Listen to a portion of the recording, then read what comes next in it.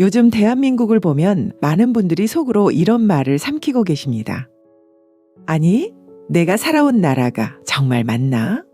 상식이 흔들리고 노력한 만큼 보상받기 어려워지고 나라의 방향이 어디로 가는지조차 불안해지는 이 현실 속에서 수많은 분들이 말로 설명하기 힘든 답답함을 느끼고 있습니다. 그런데 이 감정의 정체를 들여다보면 의외의 결론이 나옵니다. 지금 여러분이 느끼는 이 불편함, 이 불안, 이건 좀 아니지 하는 마음. 오늘 이야기를 들으시면 내가 왜 요즘 이렇게 불안했는지 이유가 있었구나 하고 분명하게 느끼시게 될 겁니다. 그리고 바로 그 지점에서 우리가 지켜온 가치가 무엇이었는지, 왜 지금 그것을 다시 생각해야 하는지가 드러납니다. 그 질문의 답이 바로 우파란 무엇인가라는 주제로 이어집니다. 지금 대한민국을 바라보며 많은 분들이 공통으로 느끼는 의문이 있습니다. 왜 이렇게 상식이 뒤집히고 왜 이렇게 나라가 흔들리는가? 이 질문의 뿌리를 파고들면 결국 한 가지 핵심으로 귀결됩니다. 인간을 어떻게 이해하느냐? 보수주의는 거창한 철학이 아닙니다. 현실의 인간은 어떤 존재인가라는 가장 기본적이지만 가장 중요한 질문에서 출발합니다. 첫째, 인간은 자신에게 이익이 있을 때 가장 열심히 움직입니다. 누가 시켜서 억지로 한다고 나라가 돌아가는 것이 아닙니다. 사람은 자신의 노력과 보상이 연결될 때 비로소 책임감과 창의성을 발휘합니다. 왜 조별과제는 항상 삐걱거릴까요? 책임이 분산되면 열심히 일하는 사람만 손해보고 적당히 하려는 사람은 계속 숨어버립니다. 국가도 같습니다. 정부가 모든 걸 대신 해주겠다고 하면 국민의 자발성은 사라집니다. 그래서 보수주의는 큰 정부의 약속을 가장 위험한 신호로 봅니다. 둘째, 인간은 완전하지 않습니다. 어떤 지도자도 어떤 정당도 국가의 전 분야를 완벽하게 운영할 수 없습니다. 인간에게 한계가 있듯 권력에도 반드시 한계가 있어야 합니다.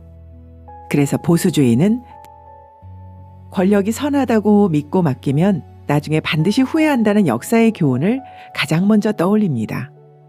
셋째, 인간은 집단 속에서 더 쉽게 흔들립니다. 온라인에서 익명 뒤에 숨으면 말이 거칠어지고 군중 속에서는 책임보다 감정이 앞섭니다. 대중이 휩쓸릴 때 정치는 순식간에 방향을 잃습니다. 그래서 보수주의는 대중의 감정보다 차갑게 검증된 원칙과 제도를 먼저 봅니다. 넷째, 인간은 모두 다릅니다. 능력도 다르고 성향도 다르고 남성과 여성의 역할도 다르고 각자 잘할 수 있는 분야도 다릅니다. 이 차이를 억지로 똑같이 만들려 하면 사회는 반드시 무너집니다. 차이를 인정하고 조화를 이루는 것이 건강한 공동체의 출발점입니다. 지금 우리 사회가 흔들리는 이유는 단순합니다. 현실의 인간 이해를 버리고 이상적이고 추상적인 인간을 기준으로 정책을 만들고 있기 때문입니다. 감정이 원칙을 밀어내고 권리가 책임을 압도하고 차이를 없애려는 목소리가 커지면서 공동체의 기둥이 약해진 것입니다. 보수주의의 첫 번째 기둥은 바로 여기서 세워집니다. 현실의 인간을 있는 그대로 인정하라. 그 위에서만 질서도 자유도 번영도 유지됩니다. 이 기둥이 흔들릴 때 나라 전체가 요동친다는 사실을 우리는 지금 매일 보고 있습니다. 대한민국이 왜 흔들리는지 이해하려면 먼저 자유가 어떻게 탄생했는지를 알아야 합니다. 자유는 어느 날 갑자기 하늘에서 떨어진 가치가 아닙니다.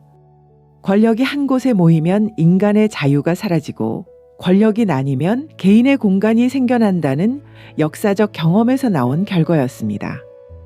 동양의 권력 구조는 하나의 꼭대기였습니다. 동양에서 황제는 하늘의 뜻을 직접 받는 존재라 여겨졌습니다. 그 위에는 아무도 없었고 그 아래에 있는 가정, 종교, 경제, 사상은 모두 황제의 통제 아래 있었습니다. 이 구조에서는 국가가 개인의 삶에 어디까지 개입할 수 있는지 경계선이 존재할 수 없습니다. 황제가 곧 법이었기 때문입니다. 그래서 개인이 이건 국가가 건드리면 안 됩니다. 라고 말할 수 있는 공간 자체가 태어나기 어려웠습니다. 반면 서양의 권력 구조는 둘로 갈라진 권력이었습니다. 서양에서는 황제 위에 교황이 있다고 믿었고 교황 위에는 신이 있다고 여겼습니다. 권력이 둘로 나뉘어 있고 서로 충돌하며 견제하는 구조가 오래 이어졌습니다. 이 충돌의 틈에서 황제도 손댈 수 없는 개인의 고유 영역이 생겼습니다. 이것이 자유의 씨앗이었습니다. 종교개혁은 이 씨앗을 거대한 숲으로 키웠습니다. 마틴 루터와 개혁가들은 선언했습니다. 개인의 신앙은 황제도 교황도 통제할 수 없다. 그러면서 자연스럽게 말할 자유, 모일 자유, 읽을 자유, 출판할 자유가 등장했습니다.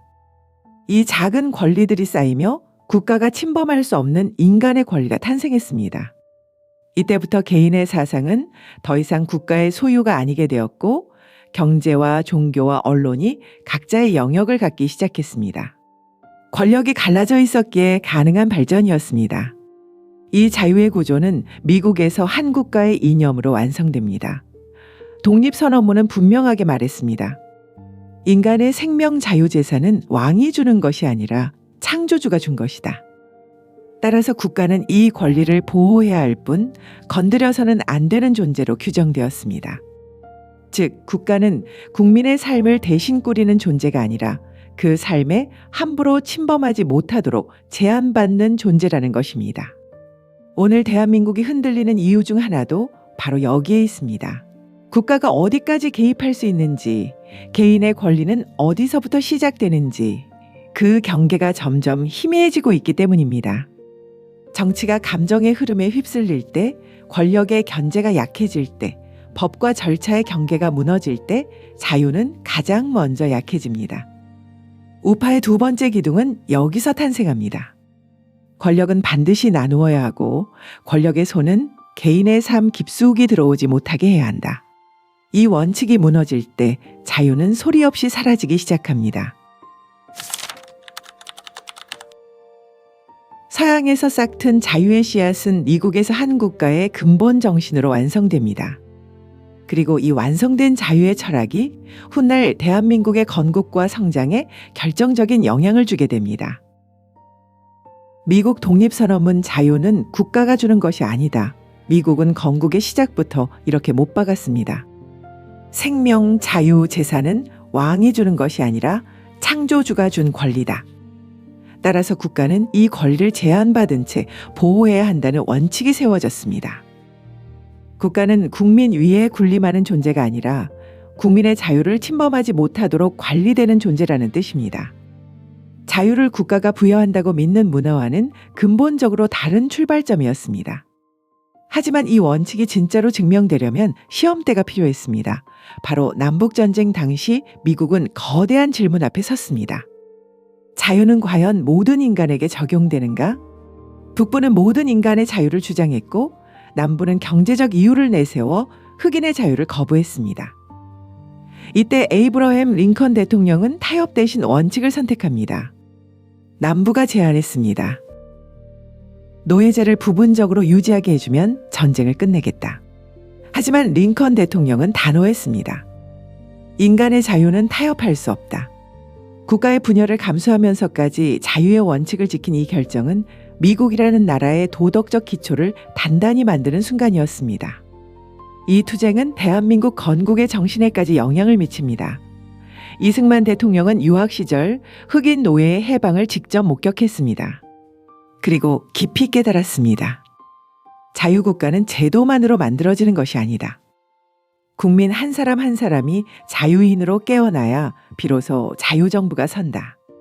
그래서 대한민국 건국 과정에서 자유와 책임을 핵심 가치로 삼았고 정치체제 또한 권력 제한과 개인의 자유 보장을 중심으로 설계했습니다. 그 다음 시대를 이어받은 박정희 대통령은 경제적 자유를 완성합니다. 이승만 대통령이 자유국가의 토대를 세웠다면 박정희 대통령은 그 토대 위에 산업화와 재산권 보장을 올려놓았습니다. 정치적 자유 위에 일할 자유, 재산을 축적할 자유가 결합되면서 대한민국은 불과 수십 년 만에 세계가 놀란 기적을 이루게 됩니다.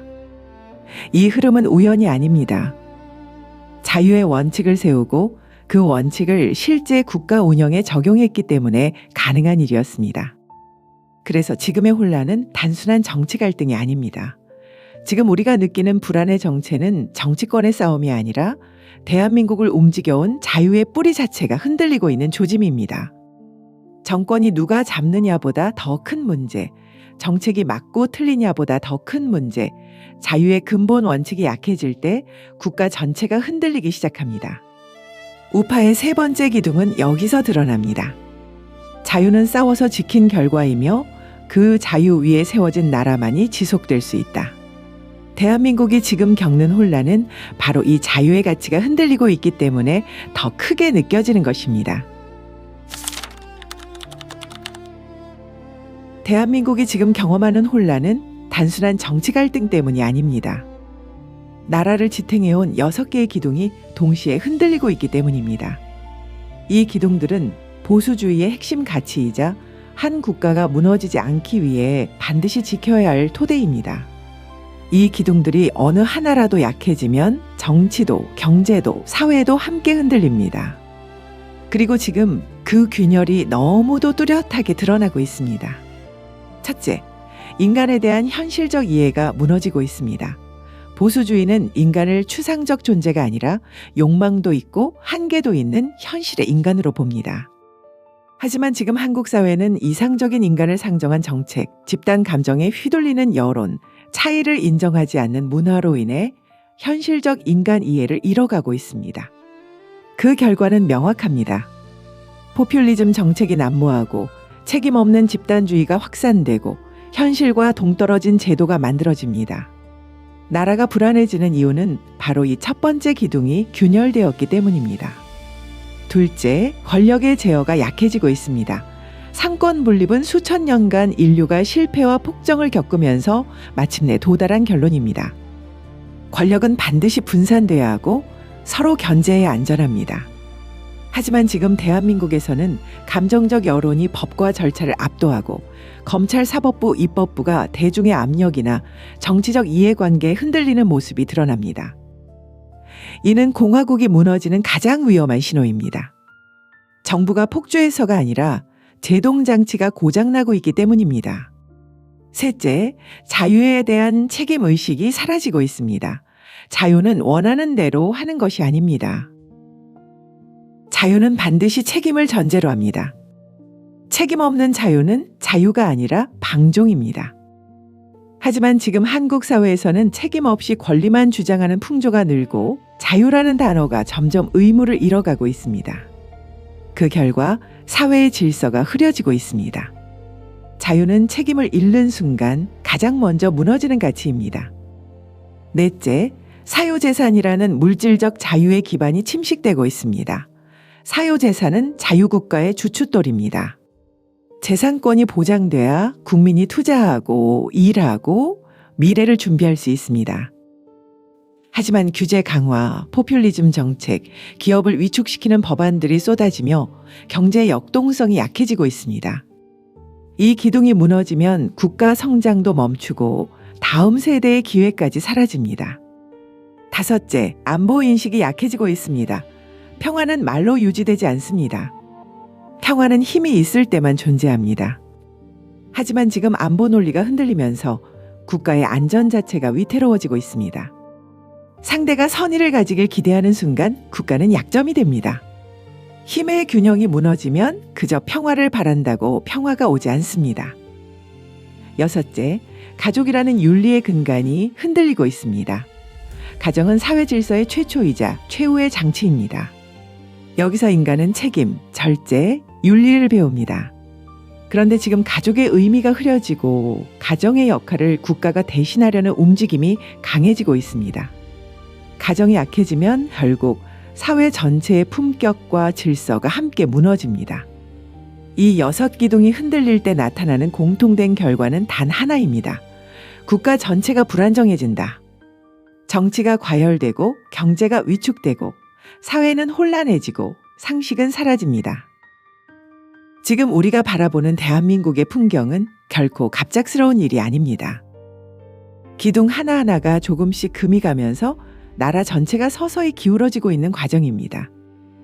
이제 우리는 어디서부터 다시 세워야 하는지 정확히 바라봐야 할 시점에 서 있습니다. 나라가 흔들릴 때 사람들은 보통 국경 밖을 먼저 바라봅니다. 적이 어디에 있는지, 어떤 위협이 다가오는지 찾으려 합니다. 하지만 역사는 조용히, 그러나 단호하게 말합니다. 공화국을 무너뜨리는 적은 언제나 안에서 자랍니다. 로마가 무너질 때 성을 부순 것은 외부의 칼날이었지만 그 칼날이 성문까지 들어올 수 있도록 만든 균열은 이미 오래전부터 내부에서 자라고 있었습니다. 지금 우리가 보고 있는 대한민국의 혼란도 그와 다르지 않습니다. 첫째, 감정이 제도를 압도할 때 나라의 방향은 흐려집니다. 독일 바이마르 공화국은 전쟁의 상처와 경제 위기로 대중의 불안이 커지면서 차분한 토론보다 빠른 해결을 약속하는 선동이 힘을 얻었습니다. 법보다 감정이 앞서고 절차보다 분노가 앞설 때 민주주의는 스스로 길을 잃었습니다. 히틀러는 총칼로 집권한 사람이 아니었습니다. 국민의 불안과 분노가 스스로 절차를 허물어 주었던 것입니다. 이 역사는 지금 우리에게 묻고 있습니다. 우리는 감정보다 원칙을 지킬 준비가 되어 있는가?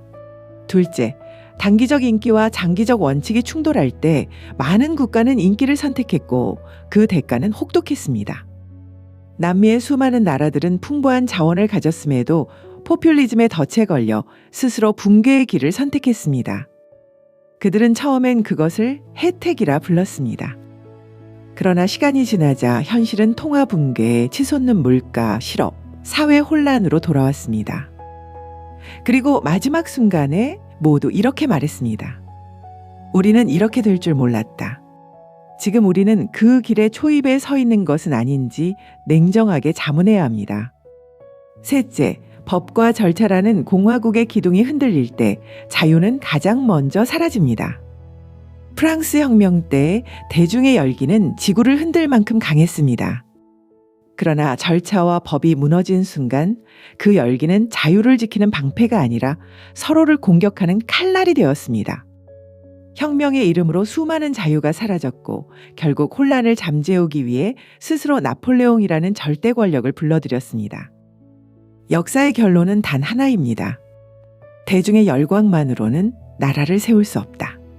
넷째, 나라를 살린 사람들은 언제나 대중의 박수보다 원칙을 선택한 소수였습니다. 에이브러햄 링컨 대통령, 자유의 원칙 때문에 끝없는 비난을 감당했습니다. 이승만 대통령, 자유국가의 토대를 세우기 위해 반대 속에서도 흔들리지 않았습니다. 박정희 대통령, 나라가 가난에서 빠져나오도록 반대와 비난 속에서도 산업화를 밀고 나갔습니다. 에드먼드 버크, 유럽 전체가 혁명의 열기에 휩싸였을 때 혼자 그 길은 파괴로 끝날 것이라 말했습니다. 이들이 위대한 이유는 대중의 박수가 아니라 나라의 질서를 지킨 원칙을 선택했기 때문입니다. 마지막으로 공화국은 총칼이 아니라 마음의 이완에서 무너집니다. 로마도 하루아침에 무너진 것이 아니었습니다. 절제는 사라지고 책임은 흐려지고 법치는 선택적으로 적용되며 국가 공동체를 지탱하던 정신이 조금씩 무너져 갔습니다. 그 균열 사이로 외부의 적이 들어왔을 뿐입니다. 오늘 대한민국도 마찬가지입니다.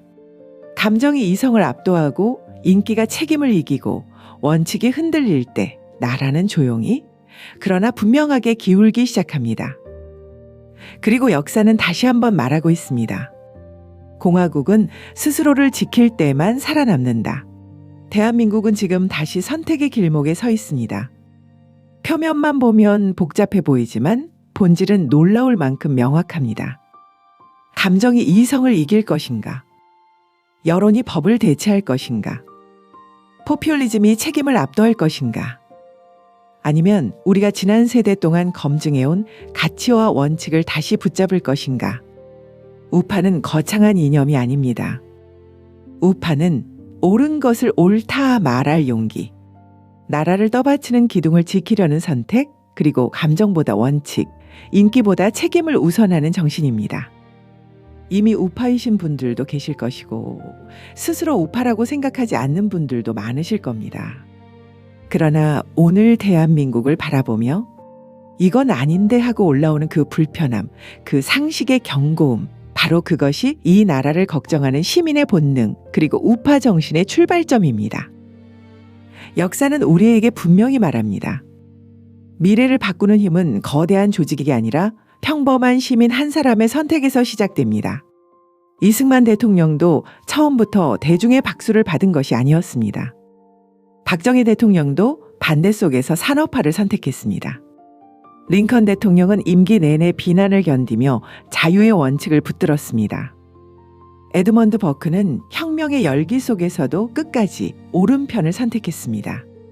시대를 바로 세운 것은 언제나 대중의 환호보다 원칙을 택한 소수의 용기였습니다. 오늘의 대한민국도 마찬가지입니다.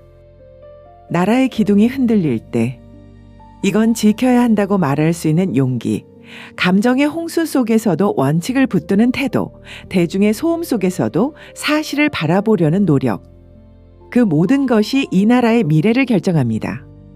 대한민국의 자유공화국을 지키는 일, 그 책임은 멀리 있는 누군가가 아니라 지금 이 영상을 보고 계신 여러분의 선택에 달려 있습니다. 여러분의 생각을 댓글로 남겨주십시오. 여러분의 목소리가 모일수록 대한민국이 걸어갈 방향은 더욱 분명해집니다. 그리고 이 메시지가 더 많은 분들에게 닿을 수 있도록 구독과 좋아요는 큰 힘이 됩니다. 함께 대한민국의 기둥을 다시 세워냅시다.